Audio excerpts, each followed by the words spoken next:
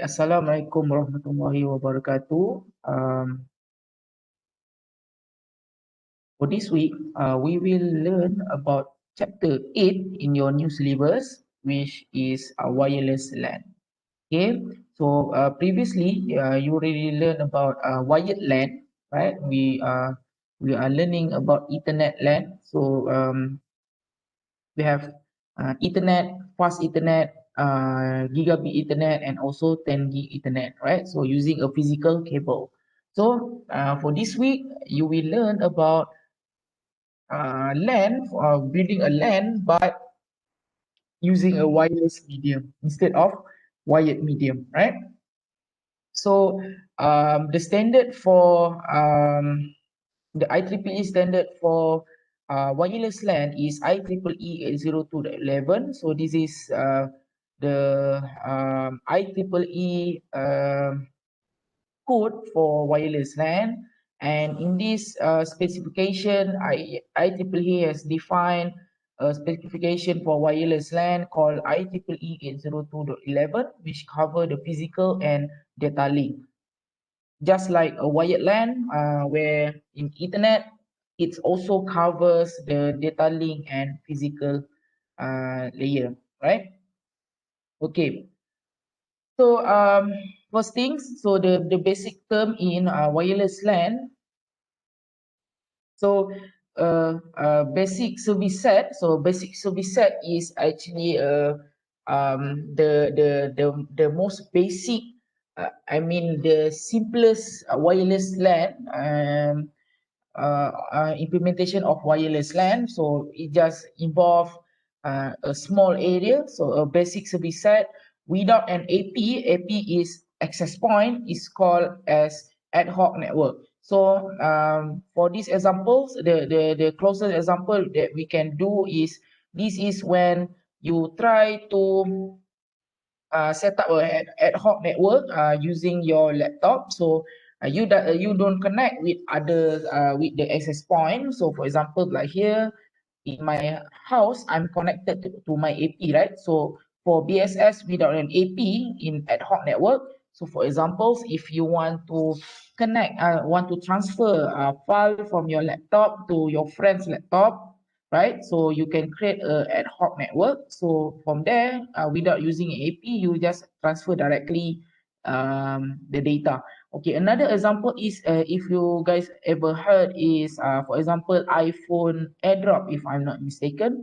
So it's actually a BSS without an AP because you doesn't have any AP, but you're able to transfer file between between two iPhone using Wi-Fi protocols, and it is a ad hoc network, right? So that is one of the examples. For a basic service set with an AP, which is the most common implementation, which usually we do in our UITM campus or in your house, in your broadband, for example. So in order to connect to the network, so all laptop or any devices which has Wi-Fi connectivity need to first connect to the access point, and only then it's able to connect with other hosts, right? So for this type of implementation, so it is called an infrastructure network, right? Because we have an AP. Okay. Right, so this is examples of BSS without an AP. So different station able to communicate with each other, but without an AP. So it actually an ad hoc network. But for more permanent one, for the BSS with an AP, right? So this is what we call as infrastructure-based network, ad hoc network, infrastructure-based network. Okay. Right, and previously we discussed about basic service set, right? But if you have more complex wireless network, Ethernet, wireless LAN, so we have what we call as a standard service set. So a standard service set is actually more than one basic service set, right? Been connected together by a distributed by the distribution system. So usually this distribution system is your network switch, right? So for example, we have three basic service set which make up one extended service set. So all of the AP in the basic service set is connected to a central switch, right? So this is what we call as extended service set. So for the MAC layer in ITP802, so in the data link layer, so in the data link layer in the IEEE 802, so the upper layer we have the LLC sublayer, and for the another half of the data link layer we have the MAC sublayer, right? So here in MAC sublayer we have point coordination function and distributed coordination function, right? So this which layer we will use is actually defined by either our 802.11 implementation is using contention free services or contention services. Contention free, that's mean because in wireless, right, the medium is using a wireless medium, right? So for example, if we are using a wired medium, so the medium is actually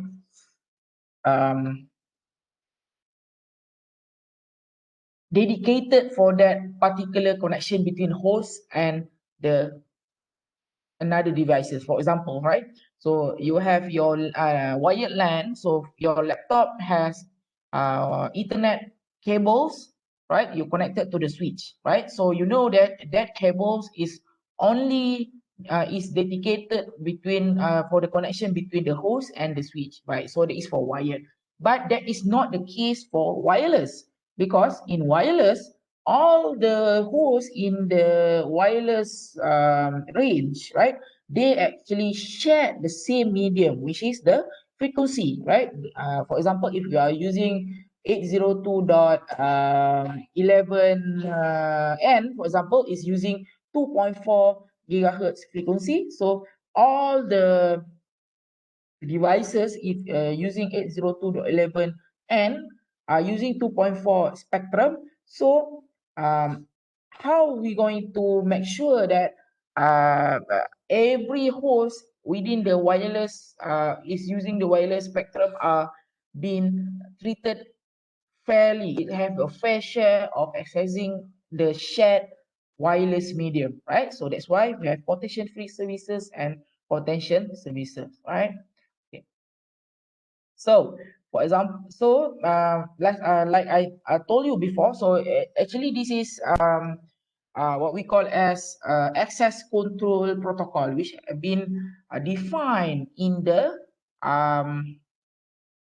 data link layer. So this is actually an algorithm how to make sure that the access to the shared wireless medium is being fairly distributed among different hosts, right? So you can read this on your own because in your new syllabus you just need to know this in general, right? So you doesn't have to learn this in more deeper sense. So you just need to know there is a protocol which actually allow many hosts using the same wireless, right, to share the wireless medium fairly. So dia punya konsep dia macam ni tau. For example, kalau kita pergi dekat dalam bilik kuliah, right? So dalam bilik kuliah, so for example, lecturer duduk dekat depan, student duduk dekat meja kuliah, right? So contoh, right? Seorang student dia nak bercakap dengan pensyarah dia, right? So contoh dia nak tanya soalan. Okay. So dan sebagai contoh ada juga pelajar yang lain ada soalan juga ada soalan nak tanya dengan pensyarah dia. So student dengan pensyarah tu dia communicate guna apa? Guna voice kan? Guna wireless. Ada ke dia ada wire ke pensyarah? Tak ada kan? So dia guna wireless. So apa jadi kalau student tu dua-dua bercakap? Dia akan jadi apa? Noise. So lalas pensyarah tak faham mana satu yang nak cakap ni, faham tak? So lalas pensyarah tak faham buat apa soalan dua-dua. So, apa yang the most logical thing yang orang selalu buat? So, contoh, orang yang pertama yang angkat tangan dulu, dia akan cakap dulu dan lepas tu pensyarah akan jawab soalan dia dan baru orang yang kedua ada soalan tu akan bercakap pula. Nampak? Dia ada order dekat situ. So, dia ada protokol. So, using wireless LAN, which is the Wi-Fi, the concept is the same, right?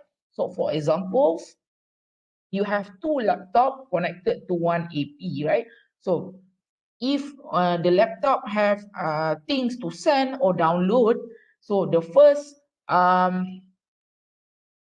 it will first check whether, so this is the algorithm, right, in general. So first it will check whether the timer, so because in this protocol it has a timer, right? So it's check whether the back of a timer is 0. So if it is okay, then first it will listen to the wireless A wave. So the laptop will first detect whether somebody else is talking over the wireless channels. So bila dia dengar, oh okey, maksudnya tak ada orang yang bercakap. So dia still akan, dia tengok tak ada, okay, so dia akan wait. So dia ada waiting period dia. So this is what has been defined. Dan lepas tu dia lepas dia dah tunggu, okay, dia tengok oh tak ada orang bercakap lagi. So dia akan hantar a packet. So dia communicate. So dia akan send what we call as send RTS packet, which is RTS frame. Send request to send frame. So RTS ni yang akan dapat AP tadi kan. So AP tu cakap oh ada orang nak bercakap. Okay. So dia akan set timer. So nanti kalau AP tu dia sedia untuk dengar apa yang host tu cakap, dia akan send balik, dia akan hantar CTS frame, which is clear to send frame. So bila PC yang nak send tadi, dia cakap oh okay aku dapat reply, maksudnya aku boleh cakap. So dia akan tunggu. So bila dia tunggu tak ada siapa lagi cakap, dia akan hantar frame tu. Lepas tu dia akan set timer. So nampak? So dekat sini dia mengelakkan daripada berlaku pertembungan. Dua PC akan bercakap dalam satu masa yang sama. Right? So this is how, so contoh kalau macam tadi so bila dia nak cakap, bila dia dengar, oh okay ada satu PC lain tengah bercakap. So dia akan tunggu.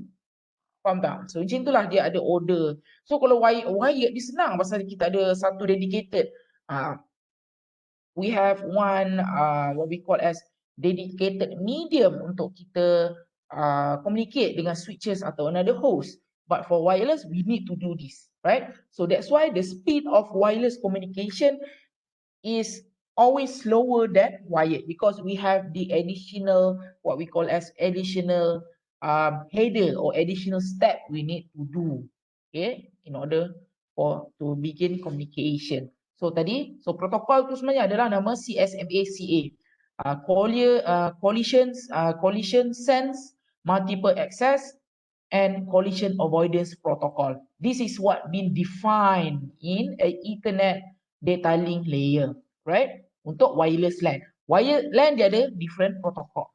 Okay. So this is the one. Okay. So you can read this on your own. So this ni yang dihantar dan bila contoh acknowledgement data.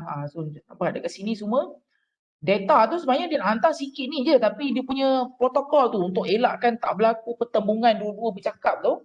So that's why dia ambil masa yang lama. Okay, bukan lama lah sebenarnya dalam komputer, dalam electronic devices dia sangat laju kan because electronic devices operate at light speed, maksudnya electrical speed, right? So bagi dia mungkin benda ni proses semua dalam millisecond, right?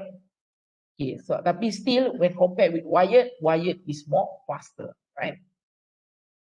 So this is the frame format for ITT400. So for your wireless, so macam kita belajar sebelum ni kita ada wired LAN, so dia pun ada frame dia. So for wireless, it also have its own frame.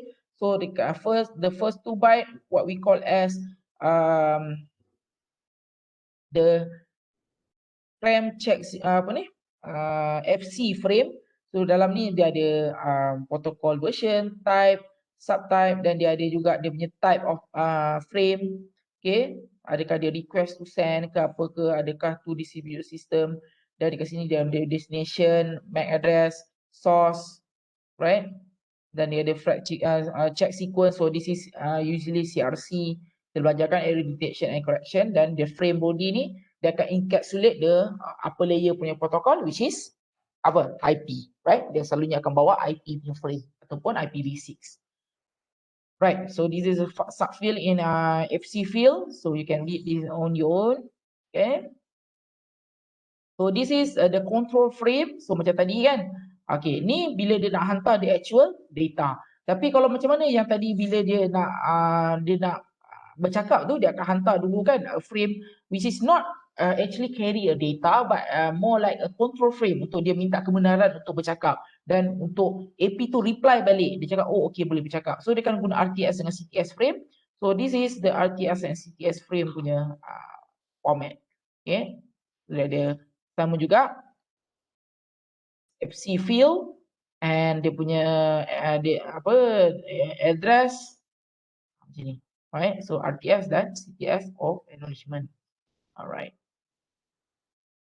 So kalau dalam value of subfield dalam control frame tu, kalau subtype dia 1011, okay, so dia akan actually dia adalah request to send. Oh, ni subtype yang dekat sini. Dia dalam FC ni. Ni. FC tadi kan ada subtype. So dia ada 4 bit tu. So kalau dia 1011 dia request to send, 1100 dia clear to send, 1101 dia adalah acknowledgement frame. Right. So this is the address. Okay. Right, so we have the addressing mechanism. So for examples, for ad hoc, so tak ada AP, so dia punya addressing mechanism, dia adalah BSS ID, dia just macam ni je. Okay. So kalau dia ada AP dan distribution system dalam ESS, so dia tujukan kepada AP contoh.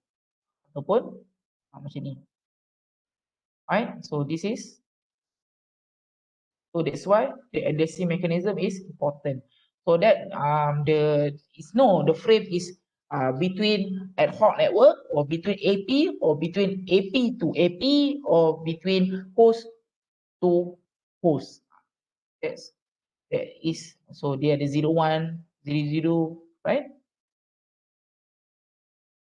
Okay, right. So for wireless, dia ada some problem tau. Pasal kalau dalam wire, we know the point to point. So maksudnya ada satu kabel cucuk kat switch ataupun satu kabel cucuk ke host. But for wireless, dia mana ada boundaries kan? Dia ada macam just a range. Mungkin dalam 100 meter, 50 meter untuk wireless. So it has some problem, right? So this is known problem. So the first one is what we call as hidden station problem, right? So for examples, kita ada wifi wireless range of B, right? So dia dalam range dia hanya dapat tahu dia dapat sense the wireless of A, host B dengan A, but for C dia punya range pun contoh kat sini dalam 50 meter, 50 meter. So C pun dia hanya boleh sense A. So B dengan C dia tak tahu, B tak tahu kewujudan ada C dan C tak tahu kewujudan ada B. Kan tadi kalau kita check dekat protokol, kita pergi kat algorithm macam mana dia nak send a frame tadi, right? So kan dia kena dengar dulu kan, dia kena listen. Dulu ada orang lain tengah bercakap tak?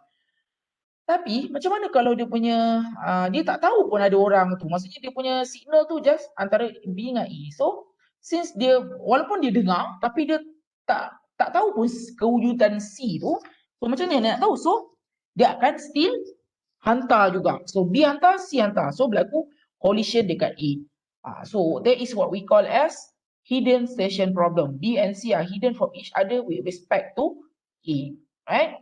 So in order to avoid this, that's why in A02.11, they need to have the CTS frame clear to send in SSMA handshake, right? So macam tadi. That's why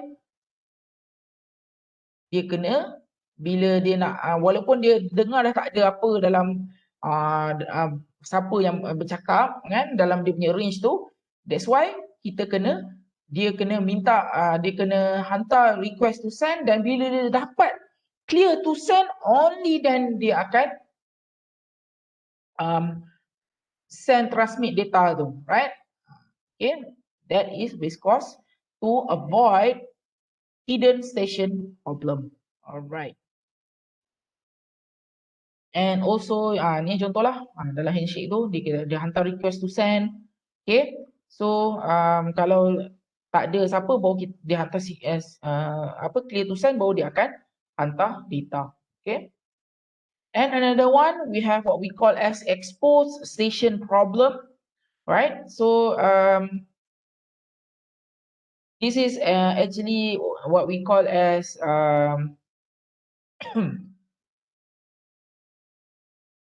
okay, so maksudnya macam ni. So dia ada B, A, C dalam satu range. Okay, so kita ada juga another one is range of C, ada A, C, D. Alright. So for examples, B memang tak tahu pun kewujudan D ni. Okay, so contoh B dengan A ni nak communicate, right? C contoh dia nak communicate dengan D. Tapi kan C dia kena dengar dulu kan. So since benda ni dalam range, so contoh, so A dengan B tak tahu ada kewujudan D ni. So contoh, A dengan B dia dah start bercakap, tapi since dia tak tahu pun ada C dengan D, so dia akan terus bercakap, dia akan hogging that wireless signal. So C dengan D tak dapat nak bercakap dengan each other, pasal kena tunggu A dengan B ni communicate je. So dia tak bagi peluang kat C dengan D. So itulah maksudnya exposed station problem, right? So that's why dia ada mechanism sama juga lebih kurang. Dia ada RTS dengan CTS frame tadi, request to send, request to clear to send, untuk avoid the hidden node problem and exposed node problem, right? Okay, so next, so this is the tadi kita bercakap pasal dia punya data link layer kan. So dekat situ dah ada cara macam mana nak avoidkan collision, macam mana dia punya addressing, framing. But it's 802.11 also specify the physical layer. So for the physical layer, so dia ada dia kat sini lah dia specify dia nak gunakan encoding teknik apa.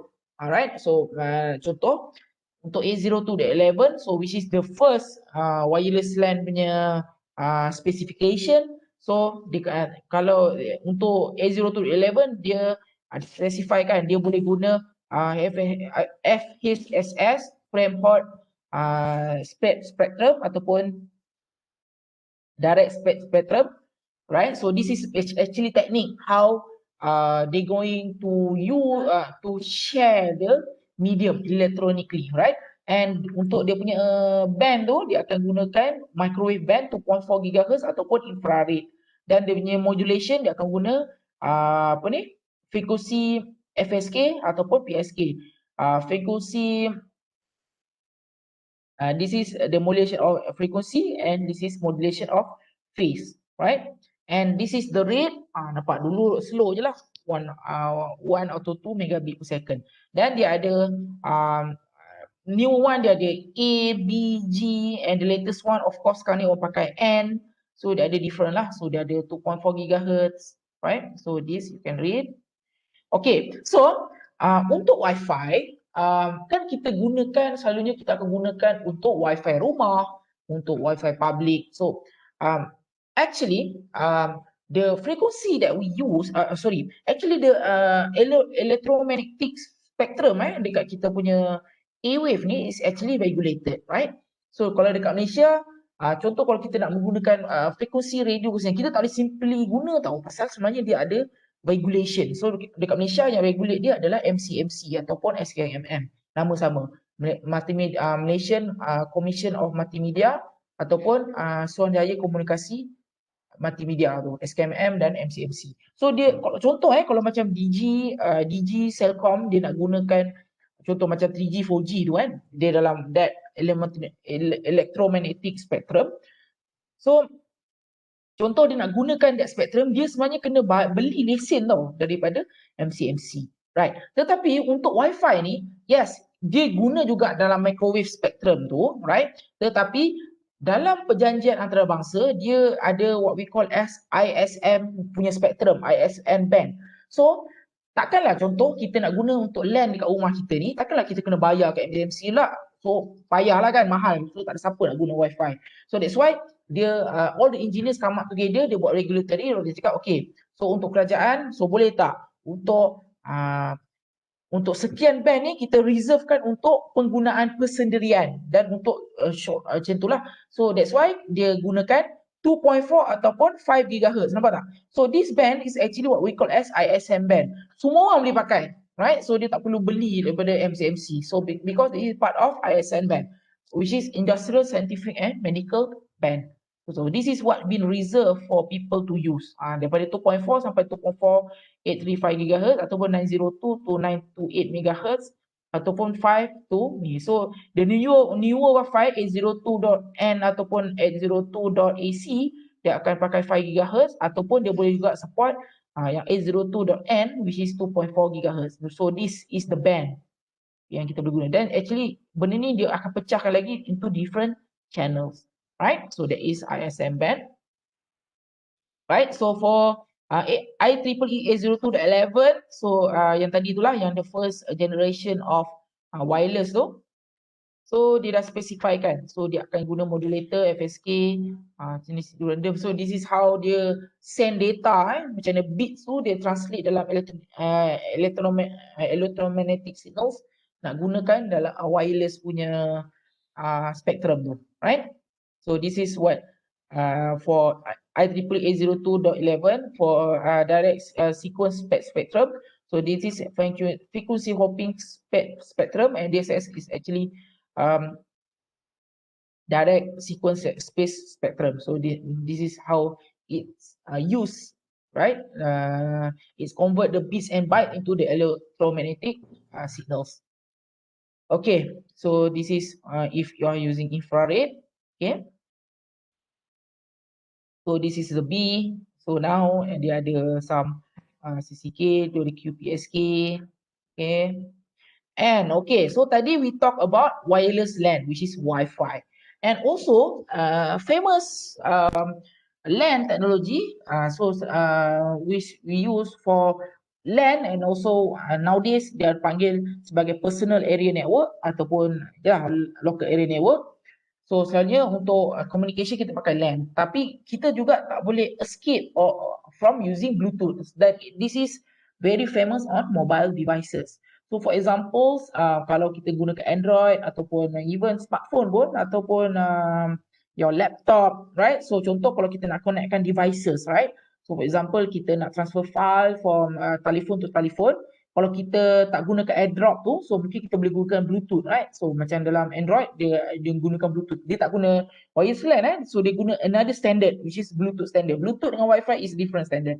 So contoh kita nak connectkan contoh earphone, wireless earphone. So dia gunakan Bluetooth, dia tak guna wireless LAN lah, right? So Bluetooth is a wireless technology designed to connect devices of different functions such as telephone, notebook, camera, printer, right? So in an ad hoc basis. Macam tadi dia kena ada AP, ataupun kalau boleh ad hoc pun dia guna LAN lah, tapi sekarang ni dia gunakan different protocol which is Bluetooth, right? Okay, so macam tadi kalau dalam Wi-Fi kita ada basic service set dan extended service set, dan kita ada ad hoc atau infrastructure based, tetapi dalam Bluetooth dia different. So the simplest atau the simplest network of Bluetooth is what we call as Piconet. So in Piconet, so actually we have the primary devices, the master devices. Okay. And we have the secondary devices. So senang cerita, secondary devices contoh macam primary ni macam your punya laptop. So secondary ni dia akan attach dengan primary ni guna Bluetoothnya protokol. So mungkin secondary devices ni printer, mouse, apa lagi, headphones, wirelessly using Bluetooth protocol. And for the extended one, it's actually have a scatternet. So scatternet is actually one or more Piconet been connected together. So contoh dekat sini ada satu Piconet, this is another Piconet, right? So bila kita nak connectkan, so dia ada satu device yang akan jadi primary dan also secondary devices. So contoh piconet kat sini dia adalah primary untuk for these two to form a one piconet. But this piconet, this device also connect to another primary. So sekarang ni dia jadi secondary for this piconet. So this is what we call as scatternet, right? One or more, two or more piconet being connected together, what we call as scatternet. So in Bluetooth layer, right? So they specify the lower layer is the radio layer. So actually that is the physical layer. Then the baseband layer, then also the application. So here, so this is actually the data link layer. Okay. Okay, so it's also using a wireless. So macam mana dia guna, dia akan share kan. Maksudnya dia ada macam tadi kan dia ada protokol untuk check dia dengar dulu. Tapi kalau Bluetooth lain.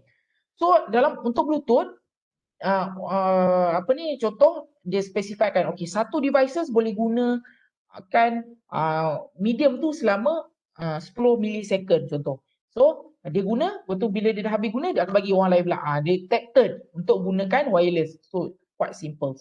So dia just gunakan according to. So dia hop lah. So di sini sana. So dia akan gunakan according to time yang been allocate to it to use the wireless medium. Right? So macam ni lah.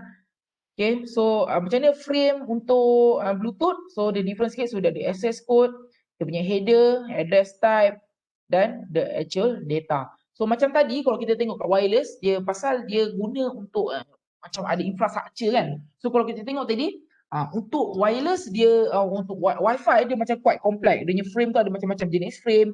Tapi untuk Bluetooth you see very simple, right? So this is very simple, okay? Okay, so this is untuk S2CP data packet format. So dia ada length, channel ID dan data control. Okay. So itulah betul. So kita hari ni apa yang kita belajar is kita ada Wi-Fi untuk wireless LAN. Kita boleh guna Wi-Fi standard which is 802.11 or Bluetooth punya protocol. So two different protocol. So for Wi-Fi yang penting dia ada VSS, ESS. So for Bluetooth dia ada Piconet dan Scatternet. So Wi-Fi is more complex, Bluetooth is more simpler, right? Okay, so I think that's all for my lecture for this week, right? So Assalamualaikum, I see you guys next week.